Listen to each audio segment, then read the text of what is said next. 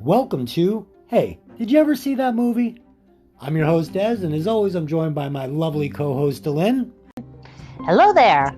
And today we have a special guest joining us, our good friend, Pat. What's going on? All right. Today we're going to be discussing the 1982 action movie Rambo, First Blood, based on the 1972 novel by David Morrell, directed by Ted Kotcheff, screenplay by Michael Kozel and Sylvester Stallone. And it's starring Sylvester Stallone as Rambo. And as always, a reminder, there will be spoilers in this podcast. So if you haven't seen the movie, go see it and then come back and listen to the podcast. But before we get started, let's run that trailer. John Rambo, a drifter, just passing through their town. Morning! Headed north or south? North. Now jump in. I'll make sure you're heading the right direction. Huh? You got someplace I can eat around here? There's a diner about 30 miles up the highway. Is there any law against me getting something here? Yeah, me. I want you to book this gentleman for vagrancy, resisting arrest, carrying a concealed weapon. They knew he was innocent. Starting to dislike you a lot. And they didn't give a damn. That's okay, Warren. Don't worry about the soap. He's tough. Just shave him. Dry. Don't move. I don't want you to cut your own throat. John Rambo, one man who's been pushed too far. You're finished! You've gone as far as you're gonna go! Heading straight for the top. Right on top. Well, there's no way out of here except through us. He was hunted, trapped, There he is! On the cliff!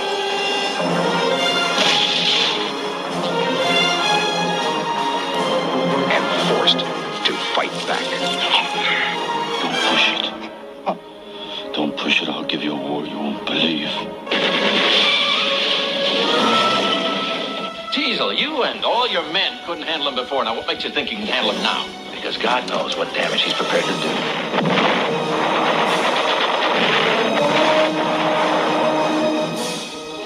You don't seem to want to accept the fact that you're dealing with an expert in guerrilla warfare. Are you telling me that 200 men against your boy is a no-win situation for us? You send that many, don't forget one thing. A good supply of body bags. Sylvester Stallone. This time, he's fighting for his life. First Blood.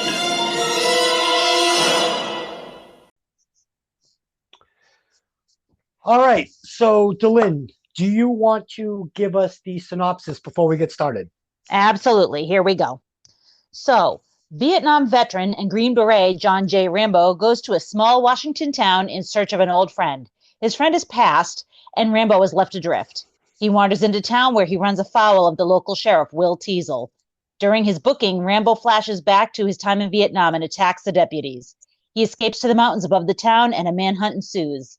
The local police force are not prepared for the kind of man they are dealing with, and the hunters become the hunted. Oh, yeah. All right. So before we get started, I want to just talk about some of the different actors that were considered for Rambo, and I'll tell you there were quite a few of them, and these actors actually spread through a couple of different directors that were also considered to direct this movie. So first we had Paul Newman, Al Pacino. Al Pacino, which was actually passed up because he wanted to play it like a wild man, like Al Pacino wanted to do. I can't see that. Yeah, they didn't want that, so that's why he didn't get it. Michael Douglas was also considered. Maybe. Robert De Niro was considered. James Gardner, Ryan O'Neal, Steve McQueen, believe it or not. Now, this next one I just can't see. Dustin Hoffman. Oh, God, no. Close. What are you kidding me? Chris Christopherson, which in my opinion, and we'll get into this later, I think Chris Christopherson would have brought this movie to the next level. It might have been a little different of movie, but I think for the better. Nick Nolte, believe it or not. And again, I think he could have pulled this off. What do you guys think? Yeah, probably. Yeah, I think so. Yeah. So anyway, those were the different actors that were considered for the role. But of course, at the end, it went to Sylvester Stallone. They thought, this guy was gonna bring the audience in, so they gave it to him. He originally wanted 3.5 million to do this movie. They settled on 2 million, and he got the other 1.5 off of rentals and TV and all that stuff. So he ended up getting this money at the end. So let's get into this thing. So we meet Rambo right off the bat, and he's going to see an old friend, Delmar. This is a guy that he served with in Vietnam. And Right. what I noticed right off the bat is, and this is really the only time we're going to see this in the movie, we're seeing a happy Rambo. He's smiling. I was thinking the exact same thing. He's happy. He's carefree. My God, he smiles once. And I'm like, this is not the guy you're expecting to come down in the movie. Everything went well for him. He was doing great. Yeah, he's still hopeful. And also what I noticed was this movie doesn't feel like a big Hollywood blockbuster. This has a real organic, real life feel to it. And I love that. And I also have to say, how about Sylvester Stallone's hair? Holy shit. It's lush. It's beautiful. It's unbelievable. I'm not surprised that you had to say that, seeing as how long your hair used to be. Oh, God. So can we talk about really quickly, also, you mentioned it earlier, but the change in tone. He's happy, before he realizes his friend's path. But if you go back and watch it again, they change the way it's being shot, the colors. Like when he's by the water talking to that lady, it's super bright, it's sunny. Yeah, by the time you get into the town, it's overcast, it's and gray, raining. it's greenish. Yeah. I never picked up on that. Yeah, they totally shift everything. They shift the music, they shift the way it's being shot, like everything. And it's all associated to his mood. He's happy, it's sunny. Yes. He's distraught and unhappy, and now it's raining and miserable. Yeah. Yes. Well, let's back up. So he's talking to what I presume is Delmar's wife, and I think she's just a neighbor. Oh no, because she said that she watched him wither away to nothing. So I mean, this felt a little more at the address that he had. Yeah. Oh, okay. This was more intimate than a neighbor. I got the feeling that those were his kids and that was his wife. But I mean, I'm just reading into that. But she tells him, he got himself killed in Nam and he didn't even know it. It was Agent Orange. Right. And you see the change in Rambo's face immediately. He leaves her the picture. Devastated. Yep. And the mood changes and he gives her the picture and he's walking away and he has another picture. He throws it down on the ground. He's now shifted moods. I think Delmar was, besides Rambo, was the last one alive. Yeah, he was. They were the only ones that made it out of Vietnam. Mm-hmm. Correct. So I think that definitely just really, devastated him, like you said. His last friend is gone. And now he's completely lost. And the whole point of him traveling the way he was to go see his friend. Yeah. And now his friend is dead. Now what? Yep, exactly. So next scene, we are going to meet Sheriff Teasel, played by Brian Dennehy. Yeah. Oh, thank you. Hate him. Can we all agree? Hate him. Everything about him. Listen, I hate it. Hate him. Not to mention the discrimination that he's spewing out, but hate his him, arrogance is horrifying. Hate him, but love him. What a heavy he plays in this. I mean, I actually wrote a note on that. He's the character. He's the kind of character you love to hate. Love to hate. Like that character there. Yes. So right away we see that he is the sheriff in a super small town. Everybody knows everybody. He's the big man. He's the big man. He's king shit. King shit. Yeah. He knows everyone by name. And next scene, we see Rambo. He's walking into Hope. And just on a side note, Hope, Washington actually does not exist. This was shot in a town called Hope, but it was actually Hope, British Columbia up in Canada. And, they give movie companies big breaks on taxes and stuff. So this was shot in Hope, just not Hope, Washington, Hope, British Columbia. Mm-hmm. And like you said, it's raining and it's got that little neon, welcome to Hope sign. And this is where, Teasel's going to meet Rambo for the first time. Anybody got thoughts on that? Go ahead. Darlene was going to say something. I heard the intake. So I initially, when I started watching this, and this is the first time I've actually sat down and watched this movie. I wanted to say that too. So, Dylan, this was the first time you ever saw Rambo. Like, I've seen it in bits and pieces, and it's been on it like places, and I've not ever actually sat down and watched it from beginning to end. So, but this was your first full watch. This was my first full watch, sitting and paying attention to it. You know, I know that Pat and I have both seen this movie more times than we can count. Many times. Okay, all right. Sorry for interrupting. Go ahead. But you're definitely getting a fresh, a fresh pair of eyes on it because, like, okay. I mean, it's definitely soaked into pop culture. Oh, so I had, I had a ton of, idea of what was happening. But let me ask you, was this movie in pulp culture, or are the next two movies in pulp culture? I don't know that this one really is. I think when people think of Rambo, I don't remember this one being promoted as much as the second one. Like, you see Charlie Sheen in this spoof, Hot Shots. He's with the gun. That's pop culture. I think this is more like Taxi Driver. This is a little bit more Nietzsche and cult classic. Rambo. Right, I get you what you're saying, but let me get back to what I was saying. So when Stallone and the deputy meet for the first time, and he says to him, you with that jacket with the American flag on it and that hair, you're not going to have a good time in this town. Right. I initially was like, why? He's a veteran. Like, what's the problem? This guy's just a veteran. Well, see, it didn't sink into me because I didn't understand just how awful the Vietnam vets were treated when they came back. I had no clue. So I looked it up on history.com and I was reading all about it. And I was like, holy crap. Like, I didn't know, like, I see a service person today and I say, thank you so much for your service. Correct. I would never spit at them or give them the finger. So I was, and that's all because of propaganda. Yeah. Yep. And I was going to hold off on this until a little later in the movie, but I feel like it needs to be discussed now. So do we think Teasel, this is just my read on it. Does Teasel not like him right off the bat for wearing the jacket because A, he thinks he's just some bum who's picked that jacket up and is wearing it? Or is it because now this is something that is very interesting because Teasel really doesn't put up a good fight against Rambo. But later in the movie, we're going to see that Teasel is actually a highly decorated veteran himself from the Korean War. And he's got the medals behind him when he's in his office. Yeah, he's got a Silver Star, he's got a Purple Heart, and he's got the Army Distinguished Service Cross. These are all high medals for combat.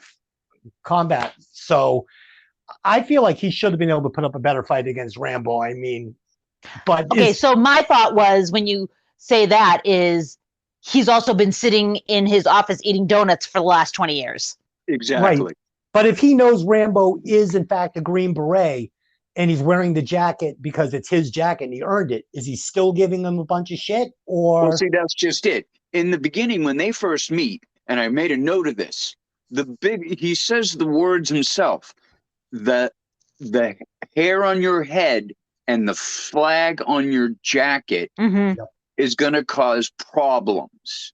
Okay. And at this point, he has absolutely no idea who John Rambo is.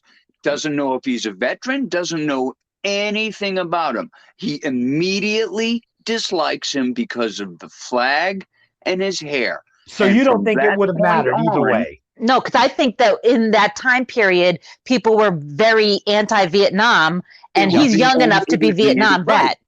Right. It was still a very sour subject for a lot of people because at this point in the timeline, he's just come back, so it's over.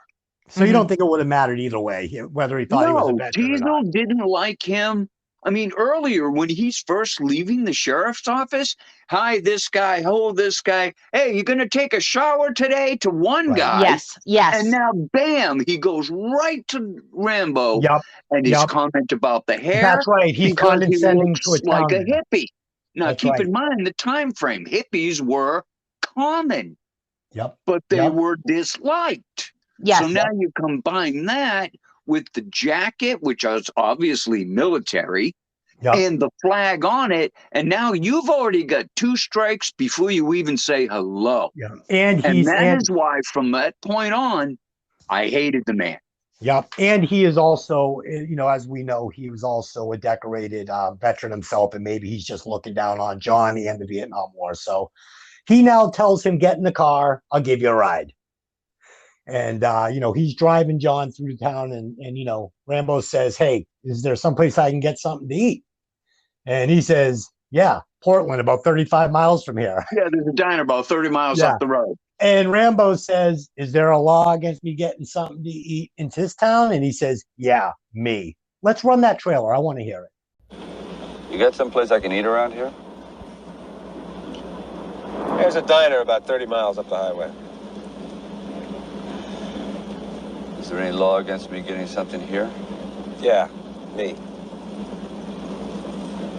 Why are you pushing me?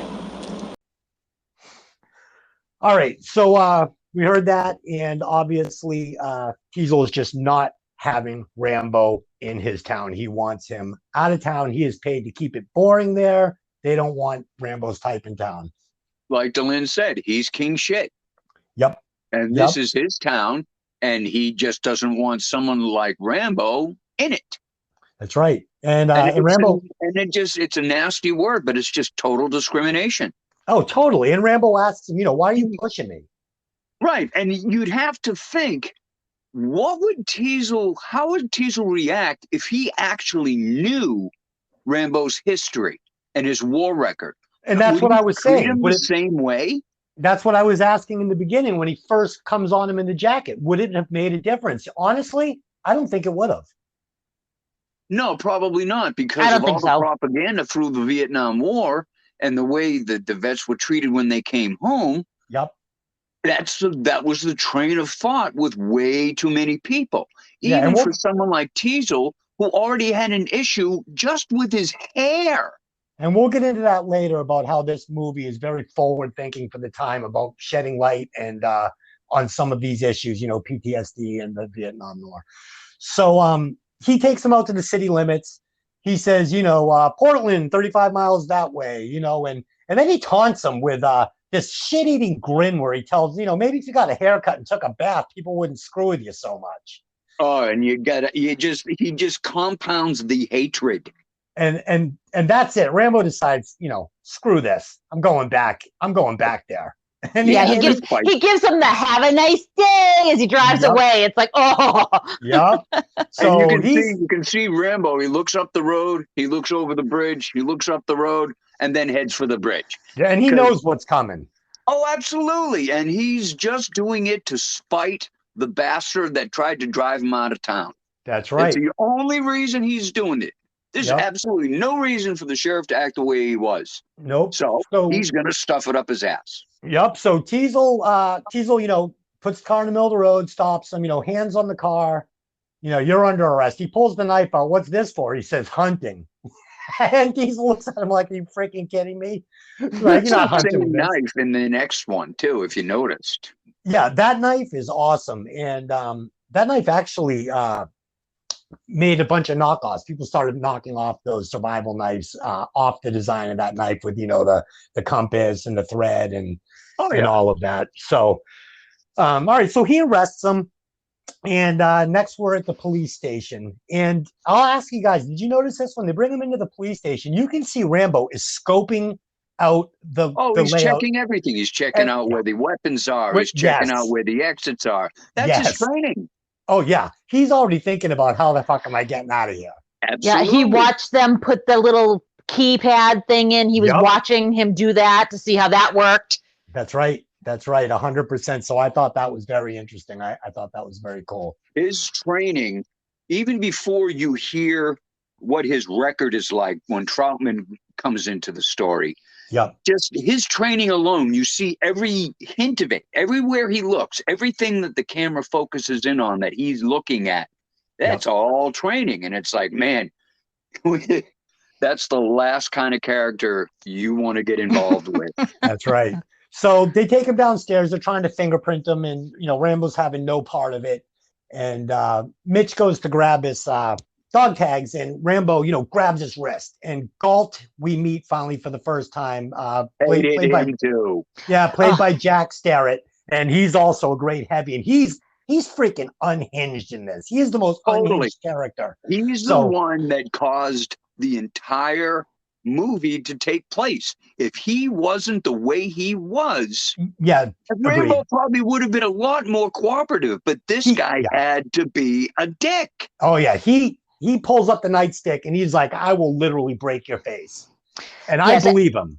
Absolutely. And let's just very quickly point out Mitch, the only deputy with even a shred of humanity. Our little redheaded friend is played by David Caruso. The only one you have respect for in the entire force. Yeah, and he's played by David Caruso, who goes on to have fame in NYPD Blue years later. I knew he looked familiar. I just couldn't place him until just now.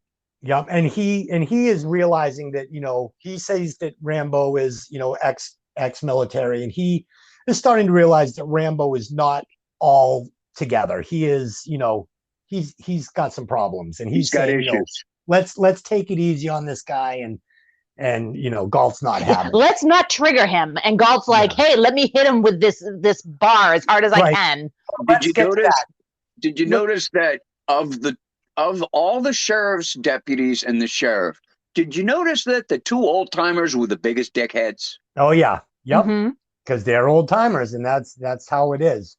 So scary. Yep. So the sheriff says, you know, clean him up. He tells Rambo, you better just start impressing me right away, boy. You know, so he tells Galt and them, you know, clean him up. And Galt says, you heard the man, clean him up. They put him in a cell. Rambo takes his shirt off, and we're going to see the scars that he's endured, you know, in a POW camp. And Mitch right away realizes, you know, holy shit, this guy's been through some shit. Oh yeah. Galt doesn't the only care. One that had any kind of sense of what might be going to happen. Yep. So Galt crosses the line here. This is where everything's escalated, and he takes Rambo down by smacking him in the back with this billy club, and they hose him down with the fire hose. They decide to shave him, and they're going to do it with a straight edge razor. Really? That was what was even worse is he's just making it even worse. Don't waste the shaving cream. Yep, shave him dry. He's gonna dry shave him with a straight razor while Rambo is struggling. Yes. Where is the conscious thought process that leads you to that action? Well, because it's not a conscious thought process. It's about torturing him and making it difficult on him. Yeah, I mean, this guy's just on a power trip, and you know, he didn't like Rambo's attitude, so now he's gonna ride him. So this next scene is pretty jarring. It shows Rambo having a flashback, and it shows him being cut across his chest in a Vietnam camp, and it's pretty graphic. What do you guys think of it? It reminds you just how terrible the Vietnam War was, what those people went through when they were there, and it looks very real. Yeah. It may be Hollywood, but you have to think these ideas are coming from a source. Yeah. So whether it's Hollywood or not, it is real to a lot of people, and this shit happened. Well, and it's just. Go ahead.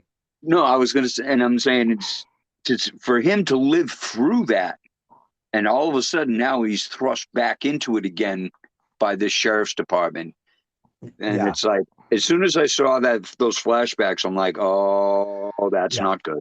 So he snaps. He completely has a psychotic break here, and he goes through these cops like a giant hunting knife with a sewing kit in it. A knife through butter. Hot butter. I mean, he tears through these guys easily. Now, this is kind of interesting. As he's going through the police station, you know, just tearing these guys up, you'll see he takes down Deputy Lester before he exits, and he breaks his nose. He actually breaks that actor's nose, and you'll notice for the rest of the movie, he's got a bandage on and two black eyes. It's real. Yeah. It's real. Sylvester Stallone broke his nose, and that guy actually broke his nose because he was doing his own stunts. He was doing his own stunts in this movie, except for the motorcycle stunts, I believe. That actor is Al Humphreys. Yep. So you were just full of these little tidbits of trivia. Yes, in fact, I am. So now we're moving on to the chase. Rambo, he gets out of the station and, he takes a guy off his bike.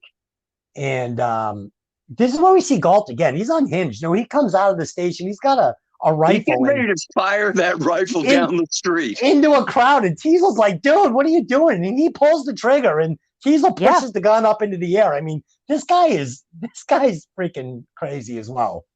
Yeah, he's on the edge. He just wants blood because he was just made a fool of. That's right. Mm-hmm. So during this chase, you'll see this awesome stunt where Rambo jumps the bike over these train tracks, and it's a big jump. And the police car follows him. And also, for a car, this is a big stunt for 1982. This car is flying. Now, the stuntman that was doing that stunt, his name was Benny Dobbins. And he actually broke his back doing that stunt. Wow. The car ended, and he went to get out of the car, and he couldn't move his legs. He broke his back. Did he survive that and regain? He did survive the accident, but it was pretty bad. He hurt himself really bad. Was he able to walk again?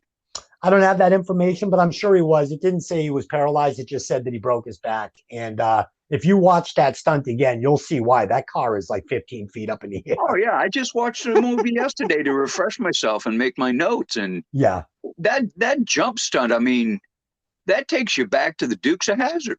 That's right. Oh, yeah, absolutely. But he didn't land it very well. So Teasel chases him through the woods, and eventually Teasel rolls his car over into a creek. I actually made a note about that, how gratifying it was to watch him roll that car into the gully.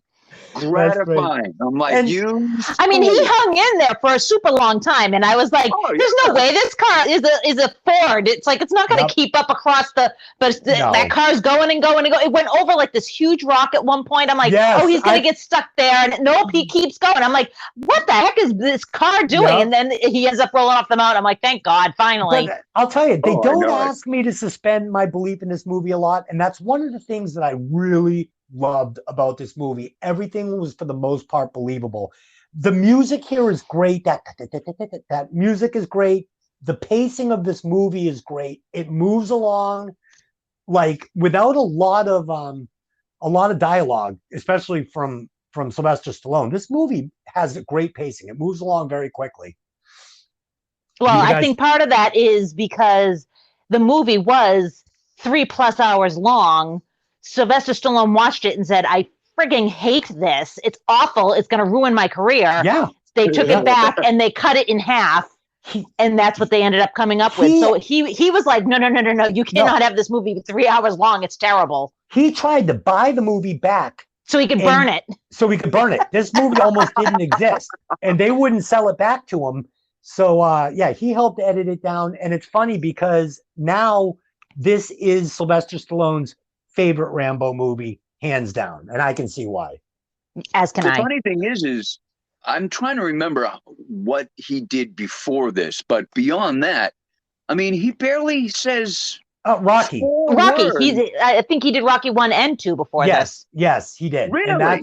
And that's why they wanted him for this movie, because he brought the crowds in. And I'm not sure about Rocky 2. Maybe. You may be right on that. But I think I could be wrong, but I think it was between Rocky 2 and Rocky 3, I think. Yeah, we always say things we don't know. If we don't know for sure, we say take it with a grain of salt. Again, we're not film grads. We're just three people that love movies. So at this point, Teasel, yells up to him, "You've gone as far as you're going to go," and Rambo disappears up into the mountains. And this is a kind of an interesting little thing. Ease. He makes it up that mountain with ease. He looked like he was part mountain goat, for Christ's sake. Well, he is. I mean, he is well skilled in guerrilla warfare. So anyway, he gets up there and he finds this truck and he's looking for some supplies. Anything he can grab. You can see he's really cold. He finds a rotten canvas. And he's going to turn this into the iconic jacket, right, with the rope. Now, this is interesting. That rotten canvas actually was not a movie prop. This is something that they found when they were scouting out location. So that is a real rotten canvas. There was only one of them, and they were referring to it as like an irreplaceable movie prop. And Sylvester Stallone still has possession of that to this very day. I knew you were going to say that. I knew you were going to say he still had it. That He doesn't does. surprise me a bit. He still has it to this very day. So we move into now to what I'm calling the police hunt. So the police are now going to hunt him. They've called in Orville and the dogs. Galt is coming in the chopper, and Rambo is, he's trying to make his way through the woods, but he finds out soon that he is basically cornered on the edge of a cliff. Yeah. Mm-hmm. I made a note of that. I'm saying he was basically pretty screwed because you can't trick the dogs. No. So they're right up his ass. Yep. And now the scene shifts to the helicopter coming towards a cliff, and all And you can think of is, man, is he screwed? How's he getting out of this? Yeah, and these cops, these guys have been hunting these woods since they were like presumably little kids. They know this place like the back of their hand. So he's not slipping through, and he knows it. He first starts to try to climb down this ledge, and he realizes he's not going to get down because, Galt at this point is now trying to kill him. He's going to shoot him dead. Look at how many times before he actually, as he's trying to make his way down, how many times did he look to the water? At least like 2 or 3 times. And if you've seen enough movies, you know what he's gonna have to do. Well, I think that Rambo would have easily scaled that cliff if he didn't have to do it in 30 seconds before Galt shot him with the rifle. He wasn't being shot at. I can probably see that. Now Galt looks at the helicopter pilot and says, hold it steady. And the guy says, I can't. We're caught in a jet stream or whatever. And Galt looks at him and says, I will kill you. He literally tells the pilot, I will kill you if you don't hold this steady. He has lost his fucking mind. He's out for blood. He just doesn't care about anything but killing Rambo after what he did to him in the station. Yup, and Teasel's telling him on the radio, hold your fire, let us get in there. Yeah. But the interesting thing is Teasel says, hold your fire, hold your fire, hold your fire to everybody. Yeah. But then he says later to Troutman, I wanted to kill him so bad. He's telling everyone to hold their fire because he wants to kill him. Not hold your fire because we want him alive. 100%. He wants to kill Rambo, and he makes that very clear. He doesn't give a shit what the orders are. Yeah. That's right. So at this point, Rambo is forced to jump, and I love this because I'll tell you 2 things. 1, this is an awesome looking stunt. 2, it's very believable because he jumps for the trees like somebody that was parachuting whose parachute is failed. He knows his fall is going to be broken by these trees. Yeah, he may break some bones, but there's a good chance. He knows it's going to hurt, but he has no choice. Now, this is a really interesting. Can you believe Sylvester Stallone did that stunt? No, cut it out. Cut it out. That is Sylvester Stallone jumping off that freaking cliff, and he broke his ribs and is held up shooting on the film for weeks. And at that point, he could not do his stunts anymore because he had other movies he needed to shoot, and he was costing himself money by being laid up with broken ribs. But yeah, this guy's got balls, man. He jumped off that cliff. I was just thinking the same thing. I'm like, man, he had some balls back in the day. Jumped off that fucking cliff. Holy shit. So so he makes it to the ground. His arm is cut really bad. And Galt is firing at him, and Rambo picks up a rock and he kills Galt by hitting the windshield. Let's not forget when he lands and that gash on his arm. I had to make a note of this. Exactly how tough do you have to be to stitch up your own bleeding wound? Yeah. Rambo has been trained to ignore pain.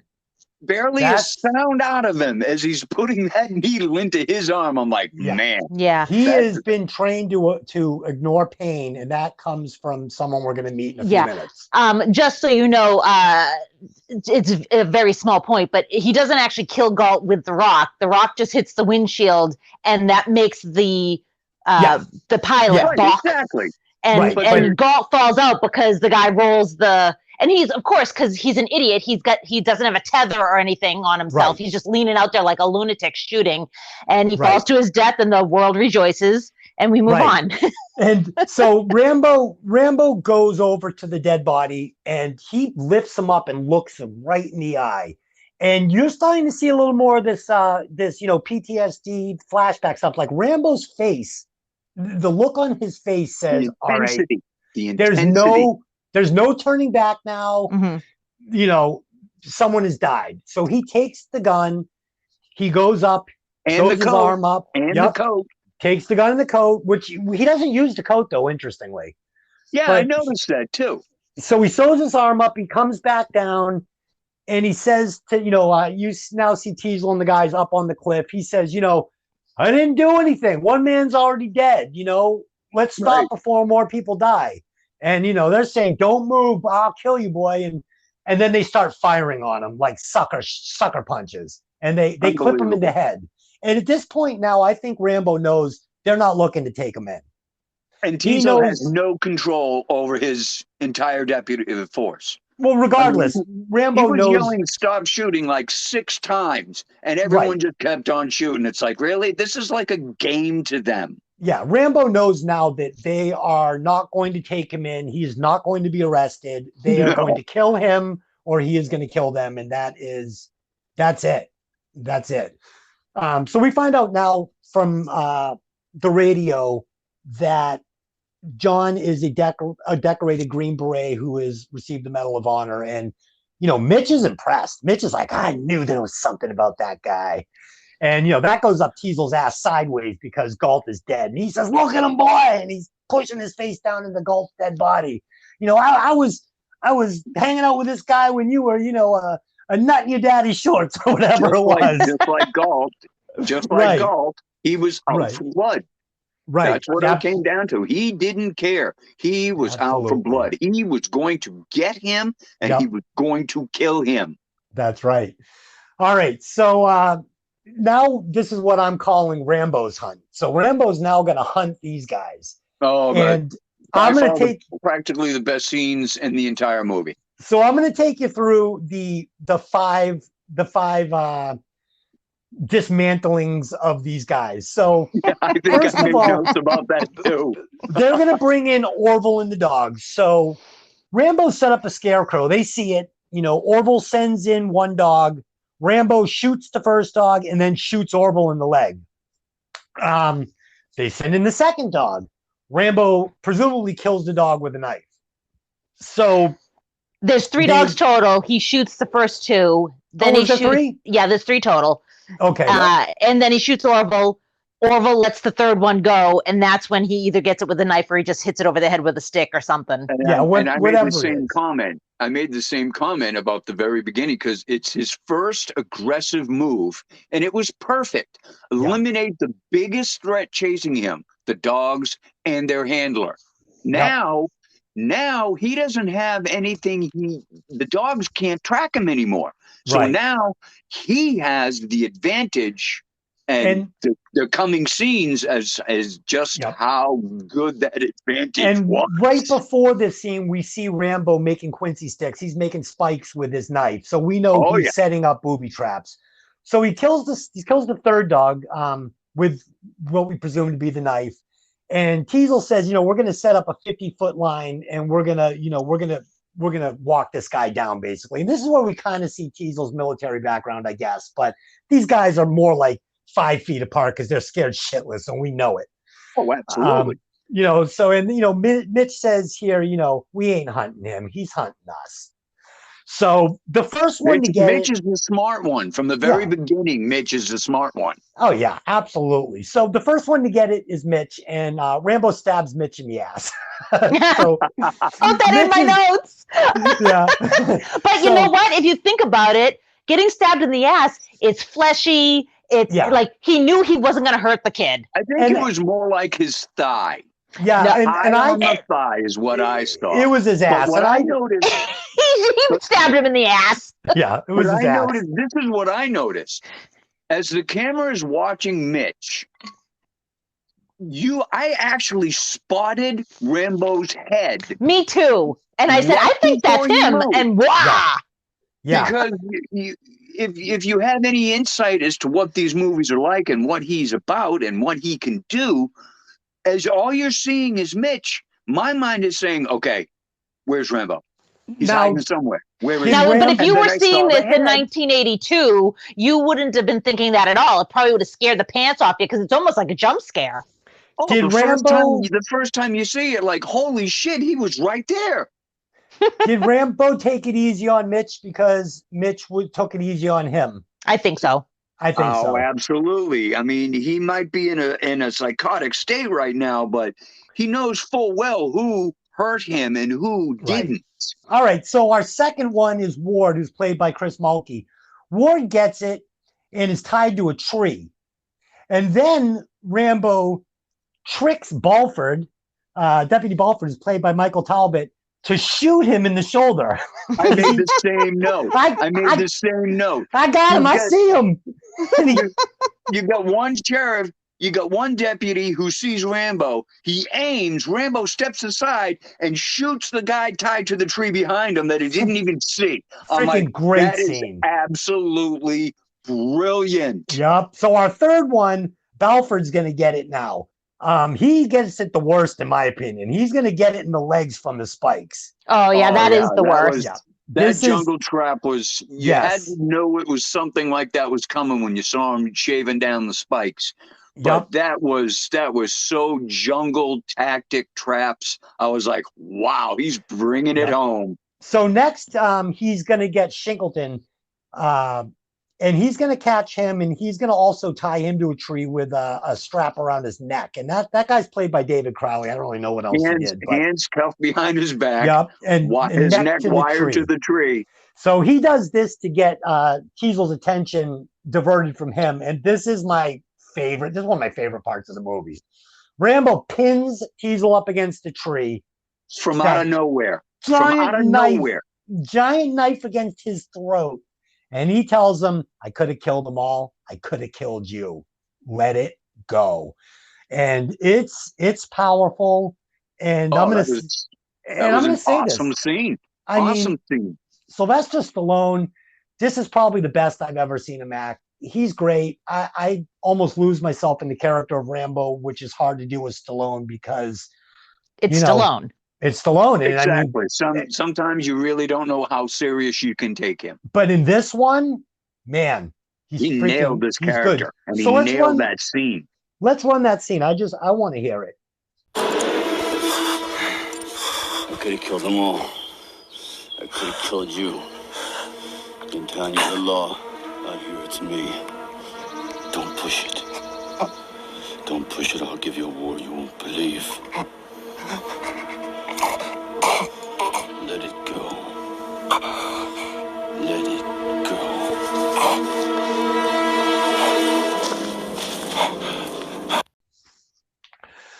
All right. So in this next scene, we are going to meet Colonel Trotman. And this one opens up with a news report. And I thought this was kind of funny. The reporter is saying, how there's this unhinged vet up there and how these police only survive by their amazing training. And it's like, come on. These guys were fucking a football. Mitch took a friggin' knife in the bum. Amazing training. Yeah, these guys were fucking a football up there. Let's be honest. Rambo let him go. He had no desire to kill them. He just wanted them to leave him alone. Yep, and they should have. So they had every opportunity to kill him, and he still restrained himself. Yep. Which he's not quite totally insane. He's just been pushed to a point where he's got to do something to make it stop. Doesn't have to kill them. He can just disable them. And every one of them he treated that way. Yep. So at this point, Kiesel is saying, who the hell, invented this guy, whatever. He's basically just saying, why does this guy exist? And Trotman says, God didn't make Rambo, I did. Whatever possessed God in heaven to make a man like Rambo? God didn't make Rambo. I made him. Who the hell are you? Sam Trotman. Colonel Samuel Trotman. Right away, Trotman and Kiesel for the rest of the movie are going to be going, nose to nose over Rambo, and this Of course. this is two guys with big balls, pushing back and forth on each other, and I really love this dynamic between the two of them for the movie, and you get the idea through the whole movie that Trotman is rooting for Rambo. Am I right? Oh yeah, Of course he is. Yeah. He also doesn't want Rambo to go on a killing spree. Right. He wants his boy to be brought in, but he's walking a fine line here because everybody out in the field wants to kill him. Yes. But Trotman knows that, Rambo could have killed everybody, and more than likely he could have killed all 200 of those dipshits in the guard from town. I mean, this guy works at the drugstore during the day, the leader of the guard. This guy's an idiot. I actually made a note about how inept. Here it is. Now I know, and this is what I wrote. Now I know this next scene is Hollywood, but to depict the National Guard this inept and unprofessional is disrespectful to the Guard. But this is small town Guard. Like, these guys all know each other. These are just like kids that went to high school at Hope, and they've all enlisted in the National Guard. Like, these are not your top guardsmen. These are guys that work at the drugstore, the movie theater, the car wash. So by all means, put automatic weapons in their hands and a freaking rocket. Yeah, that's America. I know, they gave him a rocket launcher. I mean, we're getting a rocket launcher. The guy works in a drugstore. We're getting ahead of ourselves. So this next scene, we are. After Trotman, we see Rambo. He's killed a wild boar with his knife tied to a stick. And I also made a note about this. Going back to Teasel, what do you hunt with this? Well, if you're John Rambo, anything you want. Yeah, so Rambo could have won Survivor, Alone, Lost. This guy in 2022 is like winning $1 million on a reality TV show. He is setting up a Texas Longhorn restaurant in the woods of Hope. Unbelievable. He ate well that night. You see him cutting that meat away from the slab over the fire, tossing the fat into the fire, listening to it sizzle. I'm like, damn, I like this scene. All right, so Rambo breaks radio silence for Trotman, and he says, they're all gone. They're all gone. Baker team is all dead. That actually surprised me. Because they drew first blood. When Trotman finally gets him awake, you can see the what's the word I'm looking for? Like the shift in his demeanor. Face. You can see he's so on the fence. He wants to talk to him, but he knows he can't. He can't break radio silence. So when the scene shifts back to Trotman and you hear Rambo's voice over the radio, I was really surprised. Well, it's revealed too that in this conversation that Rambo's been trying to get in touch with Trotman, and Trotman's been dodging him. He's been avoiding him. I mean, let's be honest. I called Bragg, and they couldn't get in touch. I've been shining a seat with my ass in Washington. Oh, so I totally dismissed that entire scene, and you brought it up, and I'm like, Jesus. I'm thinking to myself, I don't remember Rambo trying to get a hold of Trotman, and then you told me the scene. I'm like, oh wow, he did dismiss it. That prick. Yes. So he's been shining Rambo on, and Rambo has been dying to talk to him. This is the last person that Rambo has in the world, really, is Trotman. So he's drawn into conversation, and they say, we've got his location, and Trotman is like, this is like leading the sheep to the slaughter, basically. Right. So next scene, we got the National Guard, and Rambo's one step ahead of him. You see Rambo crawling up out of that lake, and he's behind these guardsmen. He's tracking them in this first scene. They walk past him. They don't even realize they'd walk right past him. I was trying to, after spotting the head, before he stabbed Mitch, when that scene came up and you see the guardsman walking next to the river, I'm not watching the guardsman, I'm watching the river. I'm watching the rocks. I'm like, where is he? And all of a sudden, the arm comes up over the rock, and I'm like, son of a bitch, he was in the river. And he was either going to try and slip past them back down into town, which probably wasn't going to happen, or he was going to start taking these guys out one at a time. I mean, he was behind them, and these guys were dumb. So the whole point is he's trying to avoid them. Right. He's not out to get them yet. He's trying to get back to his base unseen. Well, he gets a machine gun in this scene. So, because you'll remember now when they get him pinned down in the shaft, he's firing at them with an automatic weapon. At one point, I can't remember where it happened. At one point, because when I see him heading into the mine, I'm like, oh shit, he's got an M16 now. Well, we're getting ahead of ourselves. Where the hell did he get that? We're getting ahead of ourselves. So he's now, they're having trouble tracking him. They know basically where he is, but he's left that location and now he's behind the National Guard. The only reason they even catch him is because he spares this child's life. This kid's hunting with his father, stumbles upon him. Yep. The hunters ruined his escape. That's right. And this again shows that John has heart. You know, he could have knocked that kid out. He could have, you know, but he lets the kid live and the kid screams. But you can see the look in his face with that knife in the air and his hand around the kid's throat. The look in his face is like, am I going to do it? And I mean, for a split second, you don't know if he's actually going to kill this kid or not. That's right. I think that the gun that he's got was Galt's. Oh, no, that was a rifle. Galt had a hunting rifle, not an M16. Because he's got it on his back when he goes after the kid. He's got the M16. Now, maybe, like I said, he's behind the guardsman now. Maybe he's already taken the guardsman out, and this could be a scene that was cut from the movie. True. That's possible. You know? They did cut about an hour out of the movie. Yeah. So. And they also said, you know, Sylvester Stallone did not want Rambo killing police and National Guardsmen because he wants people to be rooting for Rambo as a hero. And if you see this guy, you know, wasting, you know, innocent. Absolutely. I totally agree with that. So I think there was a scene cut from the movie where Rambo, you know, either kills or hurts a guardsman and takes the machine gun. So, and, you know, again, take it with a grain of salt because we may be missing something. So, you know, don't hate on us. Not to jump ahead, but I'm trying to do a body count of actually how many people from the sheriff, the state, and the National Guard died. And the only person coming to mind was Galt when the idiot fell out of the helicopter. That's right. Yep. So the National Guard, they chase him into the mine shaft. And this is actually, you know, this is some much needed comedy relief because this is a very heavy-handed, serious movie. And we're getting some laughs. Yeah, we're getting some laughs here. You know, he's telling his guys, I want you to go into that mine. And the guy's like, screw you.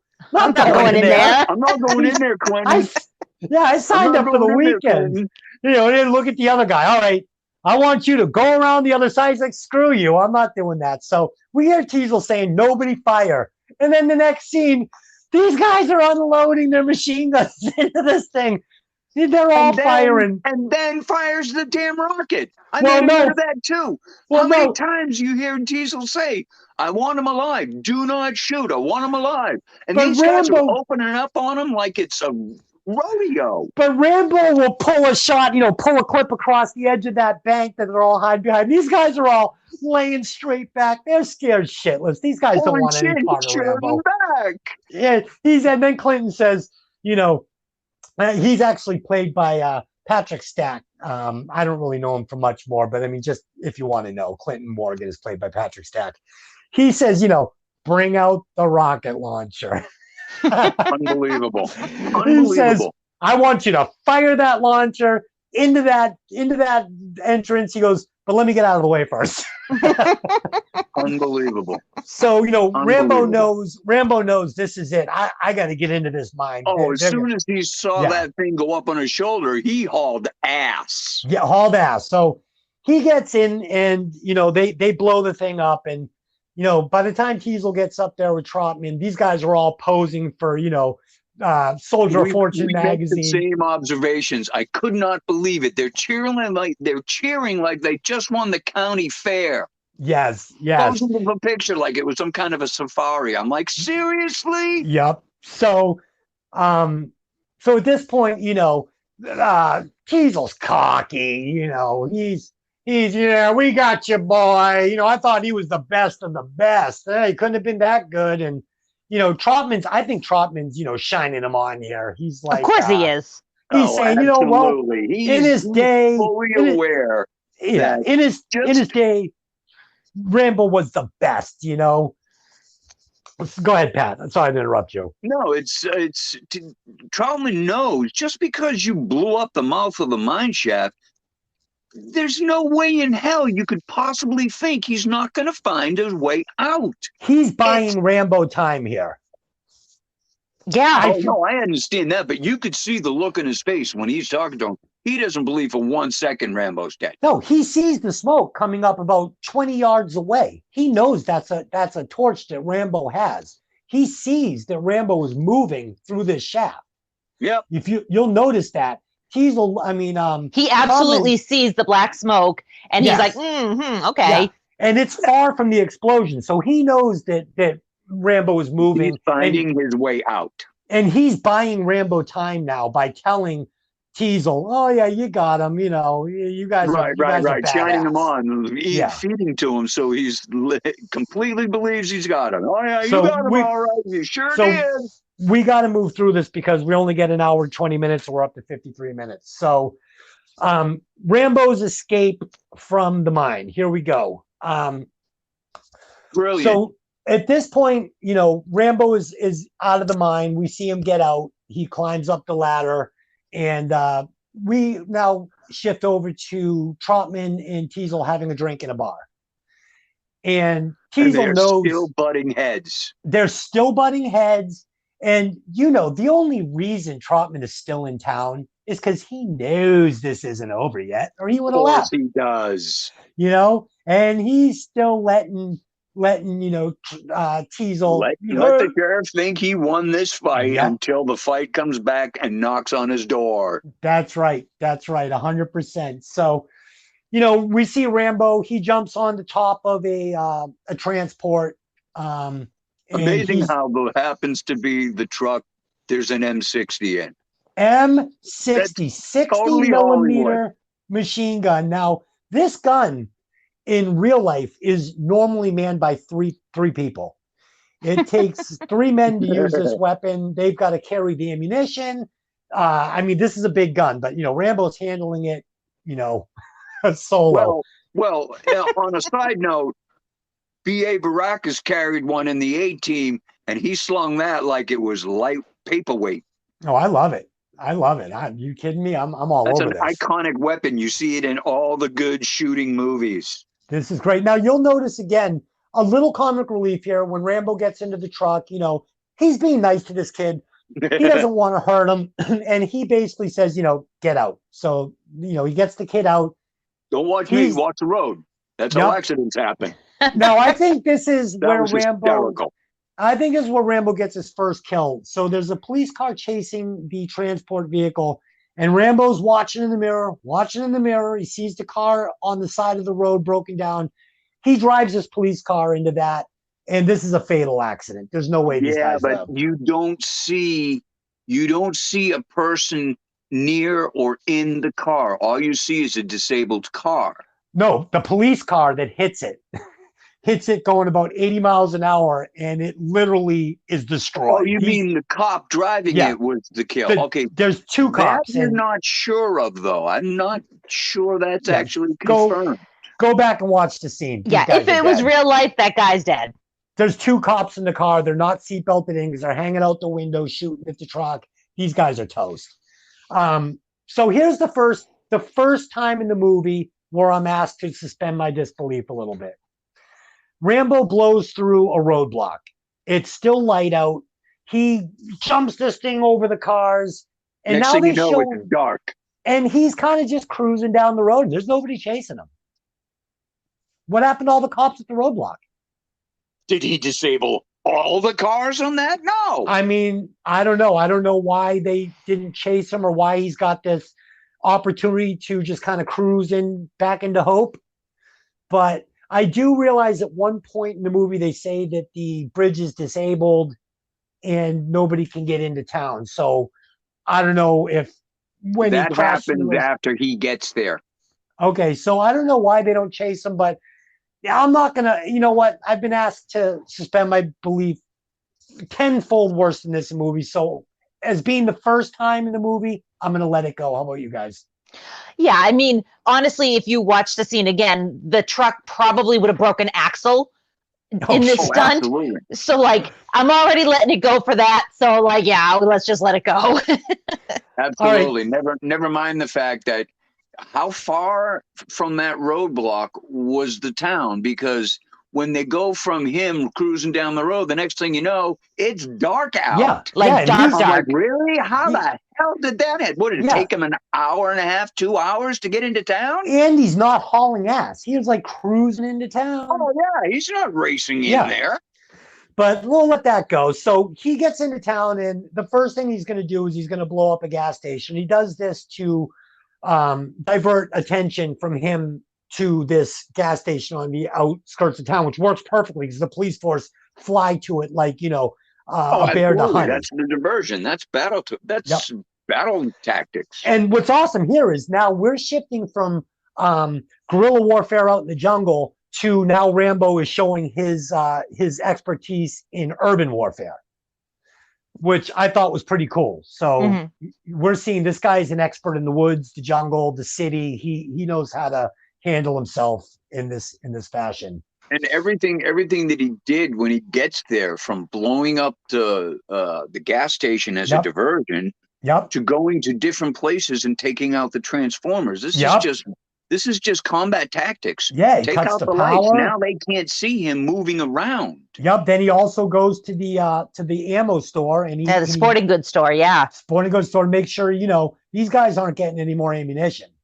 I think that was also part of a diversion. Absolutely. However, I thought blowing it up seemed a little extreme, but it was definitely part of the diversion, so he could move to another part of town, because as soon as that thing went up, Teasel immediately moved and changed position. No, I agree, but also think about this, though. He's also taking all of the weapons out of town that could be used against him by civilians or other deputies. So now the only weapons sure in there was town, more than one reason for taking. I'm sure there was multiple opportunities. Yeah, so he's taking all the weapons, all the ammo, everything that could be used against him in town has now been destroyed except for whatever's in the police station, which we know he takes apart next. So that's just amazing. I mean, he's making a statement. That is all he's doing. The only thing I didn't approve, and it seems trivial, but why did he have to shoot up the front windows of the department store? Yeah, I don't know. I think it was. Well, I think initially it sets off the alarm. So I think he does that so it makes the noise of the alarm. Again, part of his diversion. Exactly. He's drawing attention away from where he wants to move to. Okay, and also, that also kind of makes sense. Because right after that, he's in position to just open up on he's the also police just station. Turning this town into Swiss cheese, which is what he wants to do. He wants to do as much damage to Hope as he can. So I think he's just shooting everything. Now, at this point, he spots he spots Teasel heading up onto the roof of the police station. So, well, what he saw was after he opened up, see, he didn't see Teasel until I think the sporting goods shop went up. Yeah. Because he saw Teasel. He was outside looking at the roof, looking at the station, and he saw Teasel's head pop up. So now he knew immediately where Teasel was. And his very next move is to just shred the place because he knows he's not going to shoot Teasel. He's up on the roof. So he just unloads on the place. Oh, yeah. And this, again, is where I was a little bit disappointed in the character of Teasel. I think this movie could have been a little bit better if Teasel had been a more formidable opponent. Yeah, and exactly. And again, knowing that he had the Silver Star, the Purple Heart, and the other medal, these are all, given to people that, excel in, combat. So at the very least, I mean, he's up on the roof. He shouldn't be giving up his position that easily, and he should be able to at least take a couple of shots at Rambo as he's got the high ground. He did because he had the high ground, and he was waiting. He knew that to get up to the roof, you had to cross through the transom. Correct. So he was setting himself up, and that was pretty smart. Yep. However, he missed. He did. And when he missed, he gave up his position, Okay. which immediately cost him. Okay, so I missed that. So that was a good eye on that, Pat. Yeah, I missed that. He had the perfect position. He was totally ready. His aim sucked, and it cost him the fight because as soon as he pulled the trigger, he gave up his position. Rambo didn't even see him. He shot right through the damn ceiling. Now, what was the was he firing a shot? I mean, a rifle, or was he have a semi-automatic Diesel machine had gun? an M16. No, Teal did. Now, that was another thing I was going to ask. This little dick small town hick police station, what are these guys doing with M16s?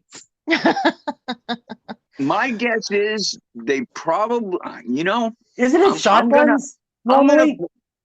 I'm gonna say it's because they were just involved with the guard, and they got those weapons from the guard. No, he took that weapon out of the gun cabinet. Locker.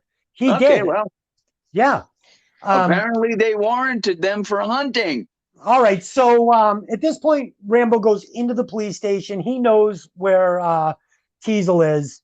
He, goes underneath the skylight and he fires up into Teasel.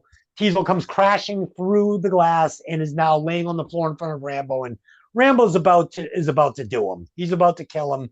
And he's over the edge at this point. Yep. And this is where Colonel Trotman comes in and says, don't do it. Don't do it. He just yells his name. Don't do it, Rambo. And this is pretty awesome here. This whole scene I thought was pretty amazing. And it makes me wonder why I haven't seen more of this out of Sylvester Stallone in his career. He delivers a pretty powerful scene here. Oh yeah, absolutely. And it's split into two parts. The first part, he's I used to, back in Nam, I was in charge of $1 million pieces of machinery. Here I can't hold a fucking job at a gas station. Back there I can fly a gunship. I can drive a tank. I was in charge of $1 million equipment. Back here I can't even hold a job. Fucking guys! Oh!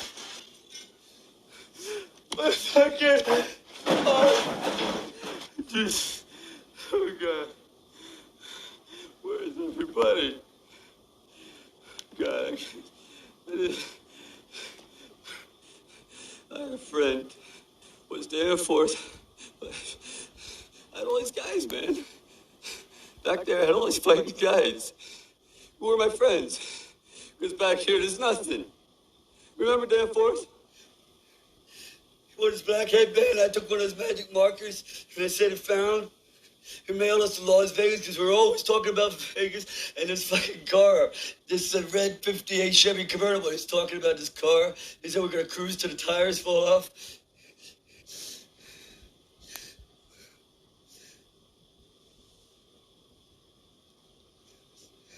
We're in this bar in Saigon, and this kid comes up. This kid carrying a shoeshine box. And he says, shine, please, shine. I said, no. He kept asking, yeah. And Joey said, yeah. And I went to get a couple of beers. And the box is wired. And he opened up the box. Fucking blew his body all over the place. And he's laying there and he's fucking screaming. There's pieces of him all over me. Just like this. And I'm trying to pull him off, And it's my friend that's all over me. He's got blood and everything. And I'm trying to hold him together. I put him together. His fucking insides keep coming out. And nobody would help. No one else is saying, please, I want to go home. I want to go home. He keeps calling my name. I want to go home, Johnny. I want to drive my Chevy. I said, well, what? I can't find your fucking legs. I can't find your legs. I can't get it out of my head. I do this 7 years. Every day I have this. Sometimes I wake up, I don't know where I am. I don't talk to anybody. Sometimes a day. Week. Can't put it out of my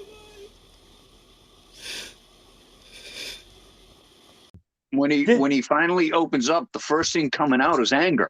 Yes. And once the anger is out, it opens the floodgates. Yes. And then everything comes out. All his anger, his fears, his disappointments, Yep. the horrors of everything he lived with. It just totally messed up his head, and all of that came flooding out.